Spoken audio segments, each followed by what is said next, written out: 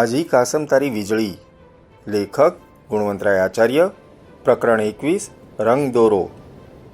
કોણ જાણે કોણે વહેતી મૂકી ને કેવી રીતે વાત વહેતી થઈ, પણ વાત ચાલી ખરી કે તત્કાલીન ગોરા ઇજનેરોની યાંત્રિક સિદ્ધિની પરાકાષ્ઠા સમી, આલમની અનેરી અજાયબી સમી. દરિયામાં કોઈ ગામ તરતું હોય એવી આગબોટને મુંબઈ બંદરે પહોંચાડવા માટે કોઈ ગોરો નાખુદો તૈયાર થયો નહીં. તે એ કામ એક હિન્દી ખારવાએ નાખુદાએ માથે લીધું હતું. તળ ઇંગ્લેન્ડની ભૂમિ ઉપર આ વાતનું કંઈ ખાસ મહત્વ ન હતું.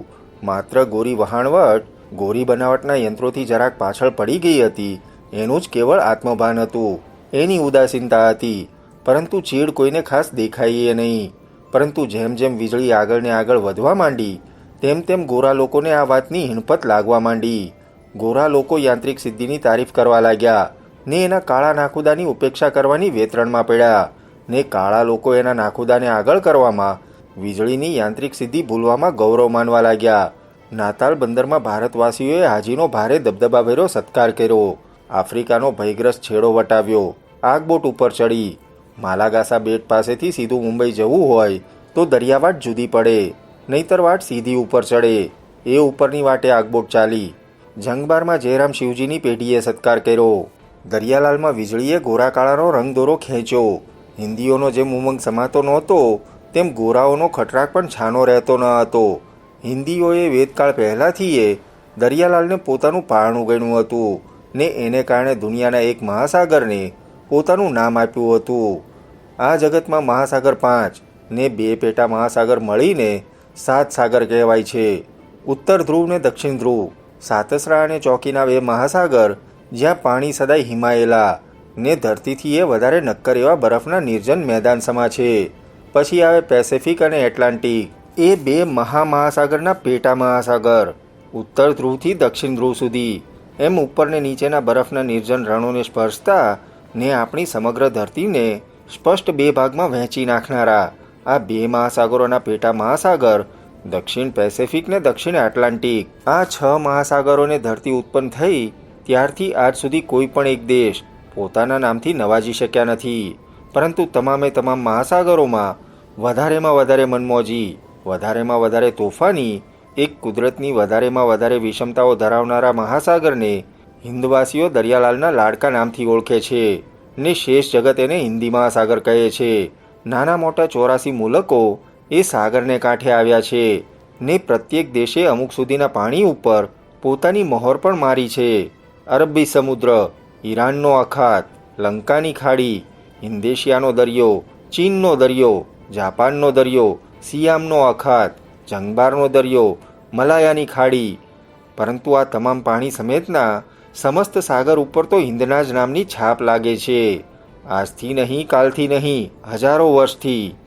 અનાદિકાળથી આ દરિયાલાલ ઉપર હિન્દે કેવળ વેપાર વણજ ખેડ્યો છે એટલું જ નહીં, પરંતુ આજ સુધી એના એંધાણો અવિચળ રહ્યા છે, અજરામર રહ્યા છે. એવા સંસ્કૃતિના સગડ પણ ખેંચ્યા છે. એ રસ્તે ઈસુ ખ્રિસ્તનો દાદો ખ્રિસ્તી ધર્મના આરંભ પહેલાં 100 વર્ષે બુદ્ધ ધર્મનો સંદેશ સાંભળવા હિન્દમાં આવેલો ને સાંભળીને ગયેલો. એ રસ્તે ઈસુ ખ્રિસ્તના જન્મ પહેલાં 300 વર્ષે જૈન ધર્મના સાધુઓ ગ્રીસ દેશ સુધી વિહર્યા હતા ને એ જ રસ્તે છેક ચીન ને જાપાન સુધી બુદ્ધ ધર્મના સંદેશા પહોંચ્યા હતા. એ જ રસ્તે શૈવ સંપ્રદાયના સંદેશા મલાયા અને બાલીના ટાપુઓ સુધી જઈ વસ્યા હતા ને એ જ રાહે રામાયણ અને મહાભારતના મહાકાવ્યો હિન્દેશિયા, બાલી ને મલાયાના બેટો સુધી પહોંચ્યા હતા. એ જ રસ્તે ધર્મની સાથે સુજનતા અને દરિયાદિલની સુગંધ સાથે પારસીઓ હિન્દમાં આવ્યા હતા અને વેપાર વણજની સાથે ઇન્સાનિયત લઈને ઠક્કરો આફ્રિકા સુધી પહોંચ્યા હતા. એ રસ્તે બીજગણિતે સફર કરી છે ને એ જ રસ્તે રસાયણશાસ્ત્ર, લેખન વિદ્યા, અક્ષર વિદ્યા, ધાતુ વિદ્યા અને વૈદિક વિદ્યાએ દરિયાઈ સફરો ખેડી છે. હિન્દ મહાસાગરને કાંઠે કાંઠે ગમે ત્યાં જાઓ 500,000 વર્ષથી ત્યાં વસવાટ કરનારા હિન્દી કુટુંબો મળશે. એમાં 90% જેટલા ગુજરાતી હશે. આની સામે ગોરાઓની વહાણવટ તો બહુ જ અર્વાચીન ગણાય, પરંતુ ગોરી અને રંગીન પ્રજાઓની સમાજ રચના પહેલેથી જ જુદી રહી છે. એ કારણે રાજતંત્રની નજર પણ સદાય જુદી રહી છે. રંગીન સમાજમાં સર્વદા બ્રાહ્મણ, ધર્મના આચાર વિચાર વ્યવહાર ઉપર ભાર મૂકનારા, ધર્મના વિશાળ અર્થમાં બ્રાહ્મણનું વર્ચસ્વ રહ્યું છે. ગોરા સમાજમાં વેપારીનું પ્રધાનત્વ રહ્યું છે એટલે રંગીન પ્રજાઓએ જ્ઞાન, અતિજ્ઞાન, અજ્ઞાન, સર્વજ્ઞાન, જ્ઞાનના પંથમાં સર્વસોપાનના લાભાલાભો ભોગવ્યા છે, એનો અવકાળ જોયો છે ને એની મર્યાદાઓ જોઈ છે. ગોરી પ્રજાએ સર્વકાળે વેપારીઓએ વેપારાર્થે વિકસાવેલી વિદ્યાનો પંથ લીધો છે, એના સર્વ અવકાશો જોયા છે ને એની મર્યાદાઓ જોઈ છે. જ્ઞાનપંથ લેનારાઓ માટે સંસાર જીવનની એક મર્યાદા. જ્ઞાન ઘણું, વિદ્યા ઓછી, ને વિદ્યાના પંથની મર્યાદા એ કે જ્ઞાન ઓછું ને વિદ્યા વધારે. જ્ઞાનપંથ સદા અને સર્વદા સાધનોની ઉણપને નિભાવી લેવામાં માને. વિદ્યાપંથ સદા સર્વદા જ્ઞાનના સીમાડાઓને પહેલે પાર પણ સાધનોની બહોળપમાં માને. એક પક્ષ માને છે કે જ્ઞાન હોય તો વિદ્યા વગર ચાલે ને વિદ્યા આપે એવા સાધન વગર ચાલે, કેમ કે જીવનનું ખરું ખમીર જ્ઞાનમાં છે. બીજો માને છે કે સાધનો હોય તો જ્ઞાન વગર ચાલે, કેમ કે જીવનની મોજ સાધનોમાં છે, જ્ઞાનમાં નથી. ગોરા કાળાની અથડામણ આમ જ્ઞાન અને વિદ્યા વચ્ચેની બની છે. એટલે જ રંગીન પ્રજાઓમાં જેમ માનવીઓની તાકાતને ખમીરને મર્યાદા નથી ને સાધનાની પરવા નથી, તેમ ગોરા લોકોમાં વાપરતા આવડે કે ન આવડે તોય સાધનોની તાકાતને કોઈ સીમા નથી. ગોરા લોકો જે સાધનો બનાવે છે એનો પૂરો ઉપયોગ તો એ સાધનોની બનાવટ પછી 10-20 વર્ષે એ હાથ કરી શકે છે. ગોરાઓની યંત્રવિદ્યાની લગભગ તમામે તમામ યાંત્રિક બનાવટોની જેમ આગબોટ બનાવ્યા પછી એ લગભગ 25 વર્ષ સુધી તો ગોરાઓને એના રંગતરંગ સમજાયા જ નહોતા. એ યંત્રતંત્રની તમામ શક્યતાઓ એમણે હજી સમજાઈ નહોતી ને સાધનોની સદ્ધરતામાં અંધશ્રદ્ધા રાખનારાઓને એ સાધનની મર્યાદા પણ સમજાઈ ન હતી.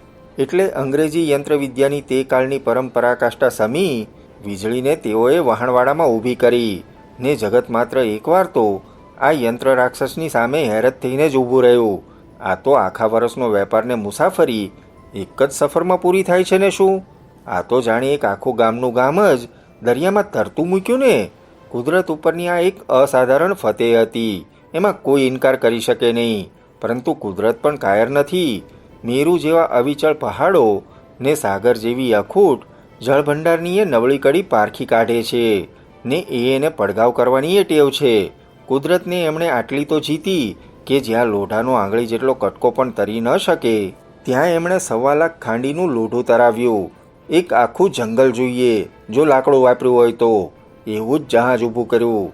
પણ પછી કેવળ બનાવટ ઊભી કરવી એટલું બસ નથી, એ બનાવટનો રોજિંદો ઉપયોગ પણ કરનારા જોઈએ ને યંત્રવિદ્યામાં જ સર્વસ્વ જોનાર દેશમાં કે સમાજમાં સદાને સર્વદા ઇજનેરો કરતાં કારીગરી પાછળ ને પાછળ રહેવાના ને રહેવાના જ. વિદ્યાના અભિમાનમાં મસ્ત એવા કોઈને એ વિદ્યાની કે પોતાની મર્યાદા રૂચતી જ નથી. એ મર્યાદાનો ખ્યાલ એમને દિલમાં કોઈ દખલ કરે એના તરફ રોષ ચડે છે ને રોષ ઘણીએ વાર વિચિત્ર રીતે પ્રગટ થાય છે.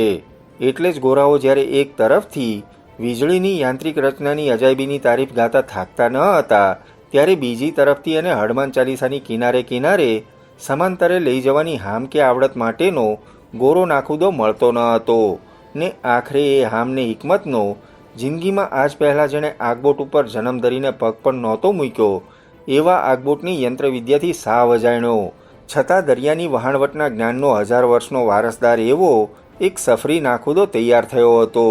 એ વાત તરફ તેઓ આંખ મીચીને જ બેઠા હતા ને બીજી તરફ હિન્દીઓ પણ હાજીનો આદર કરતા.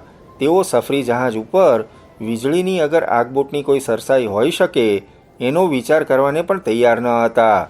ગોરી કંપનીને આખરે હિંદ ખારવાનું શરણું લેવું પડ્યું. એમાં તેઓએ હાજીના અંગત વિજય ને આગબોટ ઉપર વાહનની મુદ્દામ સરસાઈ સિવાય બીજું કંઈ વાંચ્યું નહીં. ન એમને ખ્યાલ આવ્યો કે સદાકાળ કોઈ સફરીને હનુમાન ચાલીસામાં જવાનું હોતું નથી ને વહાણની સફરનો મોટો ભાગ શાંત સાગરમાં જ હોય છે ને રહેવાનો છે. ન એમને પણ ખ્યાલ આવ્યો કે આજે જે લોકો અજબ જેવી યાંત્રિક કરામતો શોધે છે તેઓ આવતીકાલે કરામતનો વધારે સદ્ધર પણ કરી શકશે ને એ કરામતના વાપરનારા પણ પેદા કરશે. આમ પોતપોતાના અભિમાનમાં ને સરસાઈના આત્મભાનમાં દીવાન બનેલા બે પક્ષોને વીજળીને હાજીના આ વિચિત્ર સંયોગમાં આવતીકાલનો કોઈ ભણકારો સંભળાયો નહીં. જ્ઞાન અને વિદ્યા બે જ્યારે પોતપોતાના વ્યામોમાં ને પોતપોતાના વર્ચસ્વના આત્મભાનમાં તો દીવાન બને છે ત્યારે પહેલું પડ તો સદાકાળ સર્વકાળમાં ને સર્વ સ્થળે વિદ્યા જીતી જાય છે. કેમ કે વિદ્યાને તો પોતાનું પગલે પગલું શોધવું પડે છે, એને બેફામ રહેવું પાલવે જ નહીં ને એક એક વિગતે સર કરતી જાય છે. જ્યારે જ્ઞાન લાગતી વળગતી પ્રજાને ભૂતકાળ જેટલો લાંબો હોય છે એના પ્રમાણમાં આગળ ભવિષ્યના પણ કેટલાક વર્ષો અંદાજ કાઢીને બેઠું હોય છે. એ અંદાજના વર્ષો સુધી તો એનું દિવાંત આત્મભાન કાંઈ નવો વિચાર કરતું જ નથી. માત્ર અંદાજનો કાળ પૂરો થાય ત્યારે જે નવેસરના મૂલ્યો માપવા બેસે છે. પરંતુ આ બધા જીવનના સિદ્ધાંતો ને તવારીખના વાદળાઓના વિહારો તરફ સર્વાંગ ઉપેક્ષિત બનીને વીજળી તો આગળ વધી. ગોરાઓના કંઠમાંથી તેના યંત્રો મોકળી તારીફ મેળવતા હતા. હિન્દીઓના મને એનો હિન્દી નાખુદો હાજી દરિયાનો દિગ્વિજય કરતો આવતો હતો.